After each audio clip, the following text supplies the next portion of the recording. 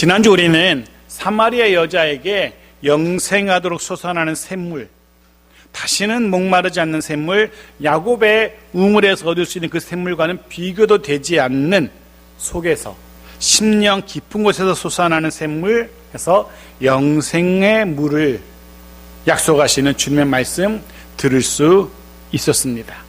기억하실런지 모르겠습니다. 물론 주님의 말씀에 대한 사마리아 여자의 반응은 농담 반 그리고 조롱 반이었어요. 믿지 않았던 겁니다. 하긴 보통 대개 이런 경우 믿을 수 없는 것이 당연합니다. 다시는 목마르지 않는 물이라니. 한번 마시면 다시는 목마르지 않는답니다. 제가 이 여자의 입장이었더라도 절대로 믿을 수 없었을 겁니다. 한번 마시면 다시는 평생 목마르지 않는다. 그런 물을 믿을 사람이 어디 있겠습니까? 해서 주님은 여자의 숨겨진 이야기, 어쩌면 여자가 정말 드러내고 싶지 않았던 감춰진 이야기를 이제 수면 위로 주제로 삼으십니다. 어떤 이야기인지, 왜 그런 이야기를 굳이 들춰내시는지, 그리고 이 이야기가 어떤 반전을 이루게 되는지 우리가 보게 될 겁니다. 16절 17절 같이 읽죠. 시작.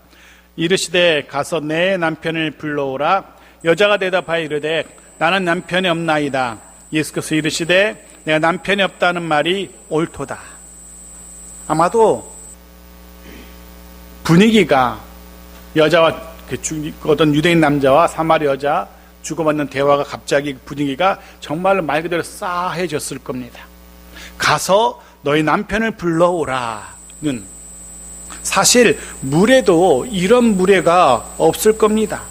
지가 뭐라고 남의 남편을 오라 가라야. 충분히 분명히 이렇게 생각할 겁니다. 게다가 이 여자에게 남편이란 단어는, 남편이라는 용어 자체는 정말로 숨기고 싶은, 거론하고 싶지 않은 그런 주제였을 겁니다. 감추고 싶은, 조금은 부끄러운 그런 영역이었습니다. 아마도 가서 너의 남편을 불러오라는 이 낯선 유대인 남자의 이야기를 듣고 아마도 잠시 잠깐 머뭇거렸을 겁니다. 아마 너무나도 당혹스러웠을 겁니다. 정말 당황스럽고 갑작스러운 남편이란 말이 이 여인은 아마도 정신이 멍하며 얼어붙고 말았을 겁니다. 제대로 된 반항도 하지 못할 정도로 당혹스러워합니다. 아마도 제가 이 여자 입장이었다면 정상적인 반응이면 아마 다다다다 네가 뭐라고 남의 남편 하면서 한참 수업 쳤었는데 그렇게 반응도 못할 정도로 지금 당황해하고 있는 거예요. 그러다가 겨우 정신을 차리고 답을 합니다. 나는 남편이 없습니다. 틀린 말은 아니었습니다. 거짓말 아니었습니다. 주님도 인정하십니다. 너의 말이 옳도다. 하지만 이어지는 주님의 이 말씀에 이 여자는 완전히 무장해제되죠. 완전히 무너집니다. 두 손 들고 항복을 하게 됩니다. 어떤 말인지 보십시오. 18절 같이 읽죠. 시작. 너에게 남편 5이 있었고 지금 있는 자도 내 남편이 아니니 내 말이 참되도다. 남편 5이 있었고 라고. 결혼의 경력이 있었던 여자입니다. 그것도 무려 5번이나 결혼을 했던 그런 여자입니다. 모르겠습니다. 요즘 기준으로 보면 이게 5번 결혼하는 여자라면은 어떻게 봐야 될까? 능력 있는 여자라고 해야 할지. 당시의 기준으로 볼 때는 분명 문제가 많은 여자였습니다. 그 전에 먼저 주의해야 될 것, 우리는 이 본문을 대할 때 남편이 5이나 있었고 지금 있는 자도 남편이 아니다라는 이 본문을 대할 때 쉽게 생각하는, 저도 아주 예전에는 이 본문의 말씀을 들을 때, 제가 회중 입장에서 이 말씀을 들을 때 들었던 내용은 이 여인이 부도덕한, 음란한, 창기, 몸을 파는 여인이었다라고 그렇게 들었던 기억이 있습니다. 음란한 여인이고 도덕적으로 부정한 여인이고 타락한 여인이라고 들었던 기억이 있습니다. 어쩌면 여러분도 그렇게 알고 계실지 모르겠습니다. 하지만 오늘 본문에서, 아니 사실 이 여자에 대한 기록은 요한복음 이 본문에만 등장합니다. 기록됩니다. 이 이야기 어디에도 이 여자가 음란하다거나 부정하거나 타락한 여자라는 그런 이야기가 없습니다. 본문 어디에도 이 여인에 대해서 이 여자가 그런 창기였다라는 그런 기록을 엿볼 수 없는 거죠. 단지 알 수 있는 것은 남편이 다섯 있었고 지금 같이 사는 남자는 남편이 아니라 그냥 동거하는 그런 남자라는 것만 우리에게 알려줍니다. 자, 우선 남편이 다섯이 있었다는 것, 무려 5번이나 남편에게 이혼을 당한 것인지 아니면 이혼당할 때 즉 버림을 받은 것인지 아니면 남편이 죽어서 사별한 것인지 정확히는 알 수가 없습니다. 이혼을 당한 것인지 아니면 남편이 죽어서 사별한 것인지. 하지만 어떤 경우로 할지라도 이 여자는 주변 사람들로부터 손가락질을 당해야만 했을 겁니다. 적어도 이 여자는 어떤 경우라도 주변 사람들로부터 그들과 정상적인 인간관계 형성할 수 없었을 겁니다. 오늘과는 좀 다르게 이유는 이렇습니다. 만약 남편에게 이혼을 당했다, 버림을 받았다면 버림을 받은 이유가 있었겠죠. 사실 당시는 남자들이 조금은 쉽게 이혼을 할 수 있었습니다. 쉽게 아내를 버릴 수 있었죠. 그리고 주로 당시 남편에게 버림을 받는 여러 이유 가운데 주된 가장 큰 대표적인 이유는 뭐겠습니까? 네, 첫 번째는 아들을 낳을 수 없었을 때, 그리고 두 번째는 다른 남자와 부정을 저질렀을 경우. 뭐 어떤 경우든 남편에게 이혼을 당했다, 버림을 받았다는 것 자체가 이 여인은 하자가 있는 것으로 여겨지고 당연히 그 공동체에서 그 지역사회에서 흔히 말하는 왕따, 따돌림의 대상이 되어야만 했습니다. 숨어지려야 했던 거죠. 여자가 예수님과 만날 때 아무도 없는 가장 뜨거운 대낮에 물을 기르러 온 이유가 설명이 되는 겁니다. 두 번째, 만일에 이 여자가 남편과 사별을 했다면, 남편이 먼저 죽었다면 그 역시 주변 사람들에게 더 심한 손가락질을 받아야 했을 겁니다. 아마 이런 얘기 들어봤을 겁니다. 남편 잡아먹는 XX라고 들어보셨을 겁니다. 당연히 그 공동체에서 정말 왕따 이상의 대우를 받아야 했습니다. 죽은 남편의 유족들이라 하죠. 죽은 남편의 가족들 눈에 띄기라도 하면 돌에 맞아도 할 말이 없었을 겁니다. 죽은 남편의 친구나 친지들의 눈에 띄기라도 하면 두들겨 맞아도 할 말이 없는 그런 입장이었던 겁니다. 당연히 숨어 지내야 했을 겁니다. 사람들의 눈에 띄지 않게 다녀야 했을 겁니다. 즉 이혼을 했건 사별을 했건 어떤 경우라도 이 여자는 절대로 정상적인 삶을 살 수 없었다는 겁니다. 해서 이 여자가 대낮에 홀로 물을 기르러 온 이유가 설명이 되는 거죠.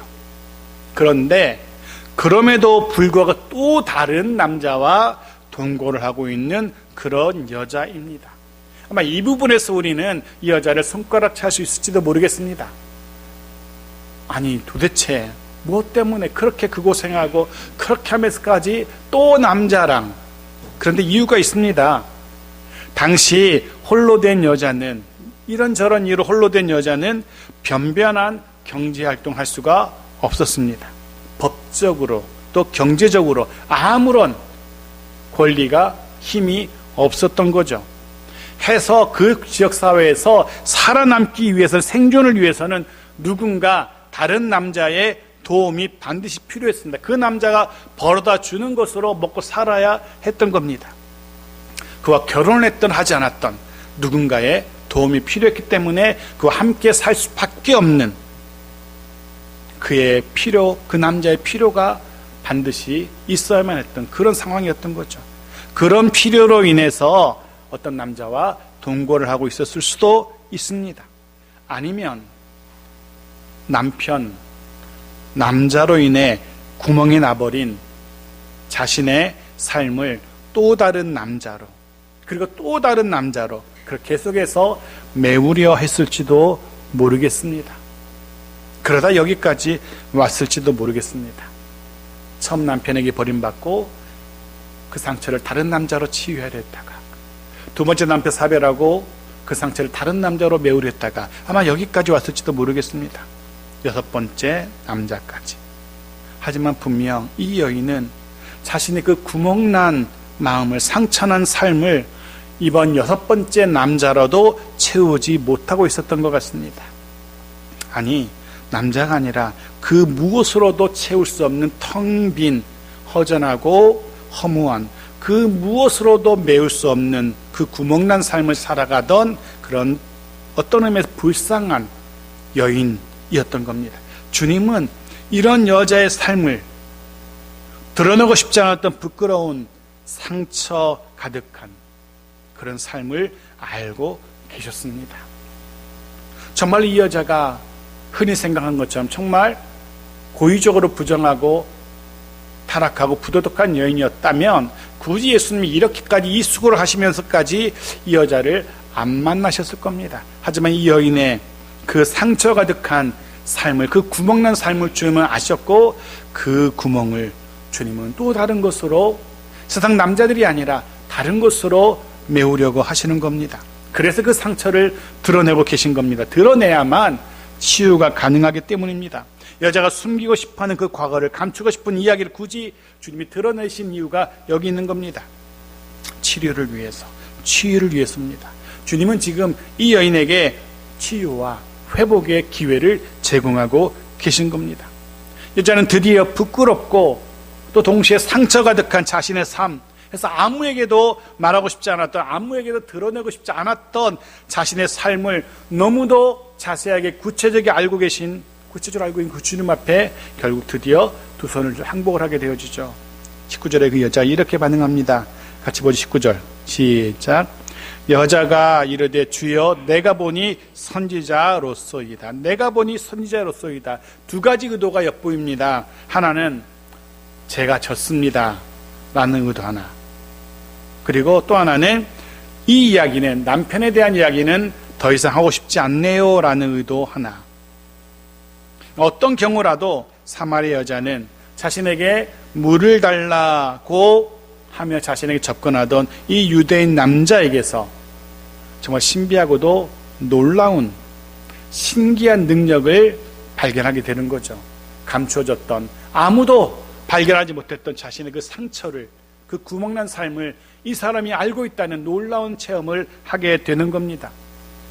아무도 모르는, 숨기고 싶었던, 그런데 이 처음 만난 낯선 남자가 다 알고 있다는 이 충격. 말씀을 묵상하면서 다시 한번 깨닫게 되었습니다. 주님은 이런 분이시구나. 그 누구도, 그 무엇도 주님 앞에서 감출 것이 없구나 하는 것. 우리의 가장 은밀한 것까지도, 마음속 가장 깊은 곳에 숨겨진 그것까지도 알고 계시는 주님이란 사실을 깨닫게 되어집니다. 그런데 그런 생각을 하게 되어집니다. 가장 가까운 가족도 친구도 알 수 없는 가장 비밀한, 은밀한 것을 주님께서 알고 계신다는 것이 이 여자처럼, 본문에 등장하는 이 여자처럼 불편한지, 주님이 내 상황을 아신다는 것이 정말 이 여자처럼 불편한지, 아니면 오히려 그것이 주님이 그래도 알고 계시는구나, 주님이라도 알고 계시는구나 하는 것이 위로가 되시는지. 때로 나도 잘 모르는 내 마음속 깊은 속사정까지 아시는 주님께서 그 무엇으로도 그 누구로도 회복할 수 없었던 우리의 가장 깊은 상처까지 치료하시고 위로하시길 소원합니다. 그 주님의 위로로 다시금 회복돼서 다시금 건강한 일상의 삶을 살아갈 수 있는 저 여러분 모두이기를 주의 이름으로 축복합니다. 하지만 여자는 달랐습니다. 자신의 상처를 남에게 드러내고 싶지 않았습니다. 더 이상 낯선 남자, 유대인 남자와 이런 부끄러운 자신의 삶을 주제로 이야기를 이어가고 싶지 않았습니다. 해서 주제를 바꾸기로 합니다. 20절 같이 읽죠. 시작. 우리 조상들은 이 산에서 예배하였는데 당신들의 말은 예배할 곳이 예루살렘에 있다 하더이다 라고. 여기서 말하는 이 산은 사마리아에 위치한 그리심 산을 말합니다. 그리심 산에 있는 예배할 곳을 말합니다. 기원전 300년경에 322년경에 바벨론의 포로에서 돌아와서 고향에 돌아온 유대인들이 예루살렘의 성전을 재건합니다. 그때 북쪽에 사마리아 사람들도 우리도 같은 혈통이니까, 우리도 같은 유대인이니까 그 예루살렘의 성전 건축하는데 재건하는데 우리도 도와줄게, 우리도 자금을 대고 우리도 노동력을 드릴게 라고 성전 재건에 참여하기를 원했습니다. 하지만 유대인들은, 예루살렘에 머물던 유대인들은 이미 민족의 정체성을 상실한, 혈통의 순수성을 상실한 사마리아 사람들의 참여를 단호하게 거절합니다. 해서 사마리아 사람들은 어쩔 수 없이 그리심산에 자신들만의 예배에 쳐서 성전을 세웠던 겁니다. 이후 이 그리심산의 성전은 기원전 110년경 또 다른 성전을 용납할 수 없었던 남쪽의 유대인들에 의해서 철저하게 파괴돼 버립니다. 하지만 사마리아 사람들은 그 이후로도 줄곧 이곳 성전이 있었던 그리심산에 모여서 거기서 기도도 하고 자기들이 많은 예배도 드리곤 했습니다. 지금 여자는 대화의 주제를 이렇게 바꾸기를 원합니다. 예배로. 사실 대화의 주제가 여러 번 바뀌었죠. 처음에는 물, 우물에서, 또 생수로, 그리고 남편으로, 이번에는 예배로 주제가 바뀝니다. 근데 사실은 매번 주제는 예수님이 바꾸셨거든요. 예수님께서 이렇게 여인을 이렇게 대화로 해서 몰고 가고 계셨어요. 그런데 이번에는 놀랍게도 이 주제의 전환을 예수님이 아니라 여자가 주도하고 있다는 겁니다. 여자가 지금 이제 자신이 도망할 길을, 출구를 열고 있는 거예요. 하지만 사실은 이 주제가 정말로 예수님이 이 여자와 나누고 싶었던 이야기의 주제였습니다. 그런데 여자가 제 발로 이 주제 안으로 들어오고 있는 겁니다. 물론 주님이 그렇게 이 여자를 그 마지막 순간까지 몰고 가셨던 거죠. 주님이 의도하신 그대로였죠. 주님께서 여자가 결국 이 주제 안으로 들어올 수밖에 없도록 이끄신 겁니다. 여자가 묻습니다. 어디서 예배해야 합니까? 라고. 어쩌면 이 여자가 어쩔 수 없어서 주제를 바꾸기 위해서 했던 질문일 수도 있고, 어쩌면 정말로 이 여자가 평소에 궁금해하던 질문이었을 수도 있습니다. 맥락을 보니까 메시아 그리스도에 대한 궁금증까지 가지고 있는 거 보니까 이 여자는 정말로 그게 궁금했던 것 같아요. 어디서 예배해야 되는지. 사실 자신은 대중 앞에서 예배할 수 있는 그런 상황이 아니잖아요. 그러다 보니까 예배에 대한 간절함은 있지만 사람들 앞에 나설 수도 없었고 어떻게 예배해야 될지에 대한 궁금증이 있었던 것 같아요. 궁금했지만 이 여자 혼자서는 절대로 풀 수 없었던, 누구에게 물어볼 수도 없고 그런 궁금증이었습니다. 물론 아무도 이 여인에게 그런 답을 주지 않았을 겁니다. 아니, 답을 할 수 없었던 그런 주제였죠. 해서 그런 궁금증이 자신도 모르는 사이에 툭 튀어나왔던 것 같아요. 이제 이 예배라는 주제를 가지고 정말 예수님께서 이 여자에게 하고 싶었던 말씀을 이어가십니다. 21절 같이 읽죠. 시작. 예수께서 이르시되 여자여 내 말을 믿으라. 이 산에서도 말고 예루살렘에서도 말고 너희가 아버지께 예배할 때가 이르리라. 첫 번째, 이 산도 아니고 그리심산도 아니고 예루살렘도 아니고, 그럼 어디라는 겁니까? 주님은 지금 그 장소가, 예배 장소가 중요한 것이 아니라고 말씀하시는 겁니다. 그리심산이든 예루살렘이든 그 자체가 중요한 것 아니라는 거죠. 중요한 건 장소가 아니라는 겁니다. 또 그 예배에서 소를 드려야 할지 아니면 양을 드려야 할지 그런 제물도 중요한 게 아니라는 겁니다. 두 번째, 아버지께 예배할 때 예배에서 정말 중요한 것은 예배의 대상이 누구인지 알아야 된다는 거죠. 예배에서 정말 중요한 것은 예배의 대상이 아버지여야 한다는 겁니다. 그런데 이 말씀을 거꾸로 해석하면 예배에서 정말 중요한 것, 예배의 대상이 아버지여야 한다는 이 말씀은 거꾸로 이야기하면 사실은 지금 드려지고 있는 예배는, 이 시대에, 예수님의 이 시대에 드려지고 있는 그 예배는 그런 예배가 아니었다는 거죠. 아버지를 향한 예배가 아니었다는 것을 주님이 말씀하시는 겁니다. 예배를 받으시는 아버지가 빠진 자신들만의 예배, 자신들의 종교심만을 만족시키는 종교적인 이벤트에 불과했다는 것을 주님이 지금 말씀하고 계시는 겁니다. 하지만 이제 진정한 예배, 아버지를 예배할 때가 올 거라는 겁니다. 아들이신 예수님께서 이 땅에 오셨고 그를 통해서 아버지의 뜻이 이 땅에 될 것이기에 이제 아버지의 구원의 계획이 아들을 통해서 선명하게 드러날 것이기에 이제는 제대로 아버지를 예배하게 될 겁니다. 그때가 오고 있다는 주님의 말씀입니다. 주님의 말씀이 이어집니다. 사마리아 사람들, 유대인들이 어떻게 예배하고 있었는지 그들의 잘못된 예배 지적하시죠. 22절 같이 읽죠. 시작. 너희는 알지 못하는 것을 예배하고 우리는 아는 것을 예배하노니 이는 구원이 유대인에게서 남이라. 여기서 너희는 사마리아 사람을 말합니다. 그리고 우리는 유대인을 말하죠. 너희 사마리아 사람들은 어떻게 예배합니까? 알지 못하는 것을 예배합니다. 여기 말하는 알지 못하는 것이라는 표현은 쉽게 얘기하면 우상을 말합니다. 우상의 숭배를 이야기하고 있는 겁니다. 사마리아 사람들은 아예 하나님과 전혀 관련 없는, 몰랐으니까 그랬을 수 있겠지만 우상을 예배하고 섬기고 있었던 겁니다. 그럼 우리 유대인은 어떨까요? 그들은 아는 것을 예배한답니다. 사마리아 사람보다 좀 나을지도 모르겠지만 사실은 별반 차이가 없어요. 여기서 아는 것이라는 표현이 흥미롭습니다. 어떤 인격체를 말하는 게 아니라 사물을 의미하는 그런 표현입니다. 중성명사로서 남자 여자도 아닌 중성의 명사 사물을 말하는 그런 표현이에요. 무슨 말입니까? 이런 겁니다. 유대인들은 하나님이 누구신지 어떤 분이신지 거기에 대해서 관심이 없었던 거예요.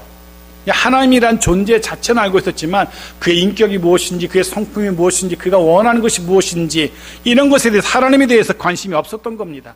하나님을 아는 지식이 없는 예배 아닌 예배를 그들이 드리고 있었던 거죠. 예배의 대상이 인격이 없는 그런 존재였던 겁니다. 그런 예배들이었기에 중요하지도 않는 장소와 같은 것에 연연하고 무엇을 드려야 할지 재물에 연연했던 겁니다. 그것 드리고 거기서 예배하고 당당하게 난 제대로 예배했다라고 생각했던 사마리아 사람들이고 유대인들이었던 겁니다. 예배의 장소 있었지만, 예배의 재물도 있었지만, 예배의 대상이 있긴 있었지만 하나님과는 무관한 그런 예배였던 겁니다. 물론 그럼에도 불구하고 주님은 끝에 이런 반전의 말씀을 이어가시죠. 이는 구원이 유대인에게서 남이라. 그런 유대인들 혈통이지만 얼마나 미련하고 얼마나 어리석은지 알지도 못하는 것에 하나님과 아무 관계없는 걸 예배하는 그런 어리석은 미련한 유대인들이지만 그럼에도 불구하고 하나님은 이들을 통해서, 이 유대인들을 통해서 구원의 계획을 이어가기를 원하셨던 겁니다.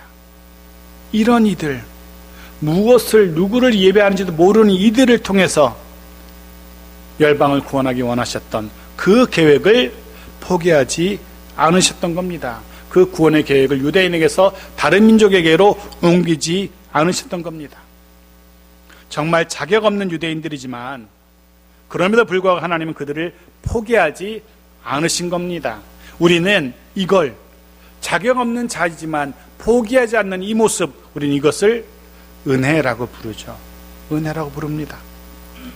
아무런 자격이 없는 유대인들이지만 그 유대인을 하나님은 포기하지 않으십니다. 일방적인 아버지 하나님의 은혜를 주님이 지금 말씀하고 계신 겁니다. 하나님은 하나님이 택하셨던 그의 민족, 유대 민족을, 백성을 포기하지 않으셨습니다. 해서 그 민족을 위해서 그들을 통해서 구원하시려고 예수님을 이 땅에 보내신 겁니다. 하나님의 은혜였죠. 이런 어리석고 미련하고 고집스러운 유대인들이라면, 하나님과 무관한 예배를 그 수백 년 동안 드려오고 있는 이들이라면, 저라면 그냥 포기하고 다른 민족을 택할 텐데 하나님은 그러지 않았어요. 은혜로 그들을 붙드셨어요. 그리고 그 은혜가 저와 여러분에게도 임한 겁니다. 지금까지. 그리고 이후로도 하나님의 그 은혜가 우리와 함께 하실 겁니다. 특별히 자격 없는 우리로 하여금 하나님 아버지를 예배할 수 있도록 인도하십니다.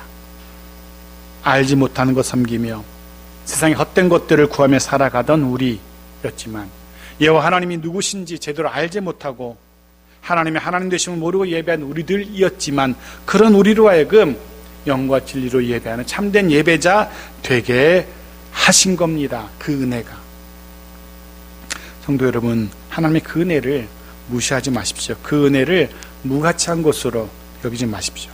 하나님의 그 놀라운 은혜를 값싼 은혜로 전락시켜서는 안 됩니다. 그 은혜에 늘 감사하며 그 은혜 안에서 제대로 하나님을 예배하는 우리들에게 소원합니다.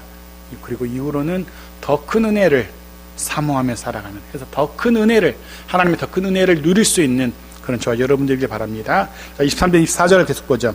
같이 읽죠. 시작. 아버지께 참되게 예배하는 자들은 영과 진리로 예배할 때가 오나니 곧 이때라. 아버지께서는 자기에게 이렇게 예배하는 자들을 찾으시느니라. 하나님은 영이시니 예배하는 자가 영과 진리로 예배할지니라. 어떻게 예배해야 됩니까? 그러면 참된 예배는 어떤 예배입니까? 사마리아 여자가 궁금해하던, 또 우리가 드려야 하는 참된 예배, 답은 이겁니다. 영과 진리로 드리는 예배. 영과 진리로 드리는 예배. 사실 이게 무슨 말씀인지 완전히 무슨 의미인지 알 수는 없죠. 하지만 대개 이렇게 해석합니다. 영, 성령의 도우심, 성령의 이끄심을 의미합니다. 그리고 진리, 진리이신 예수님을 의미합니다. 그분의 선포하시는 말씀을 의미합니다. 이런 거죠. 성령의 도우심으로 예수 그리스도의 십자가를 통해서 아버지 하나님 앞에 나아가 드리는 예배를 말하는 것으로, 영과 진리로 드리는 예배란 성령의 도우심으로 예수님을 통하여 하나님 앞에 나아가 드리는 예배라고 하면 그렇게 정의할 수 있을 겁니다. 사랑하는 성도 여러분, 저와 여러분의 드리는 예배가 이런 예배이어야 됩니다. 내 재주로, 내 생각대로, 내 계획으로 드릴지 말지 정하는 예배가 아니라 성령 하나님의 도우심과 인도하심이 있어야 합니다. 해서 우리는 늘 예배 전, 예배 중 성령 하나님의 도우심을 기도하는 거죠. 무엇보다 나를 위해, 우리를 위해 십자가 지신 주님, 우리의 부활의 소망 되신 그 주님을 의지하고 예배해야 되는 거죠. 나의 잘남을 자랑하면서 하나님 앞에 나아가 구할 것 구하는 것이 아니라, 나의 재주를 과시하면서 하나님 앞에 나아가서 예배하는 자가 아니라, 나의 부족함을 고백하며 그런 나에게 베푸신 우리 주님의 그 은혜와 그 사랑, 그런 나를 위해서 지신 십자가와 또 나를 위해서 부활의 길을 열어놓으신 그 주님을 의지하며 하나님 앞에 나아가는 그 예배, 그렇게 예배할 때 하나님이 저 여러분의 우리 예배를 받으실 겁니다. 하나님은 그렇게 예배하는 자들을 찾고 계신답니다. 하나님은 우리가 그렇게 예배하기를 기대하고 계십니다. 오늘 그리고 주중 일상의 삶 속에서 그렇게 하나님을 예배하며 하나님과 함께하는 성령의 도우심으로 예수님의 그 은혜를 의지해서 하나님 앞에 나아가 하나님과 함께 교제하는 그런 우리들이어야 합니다.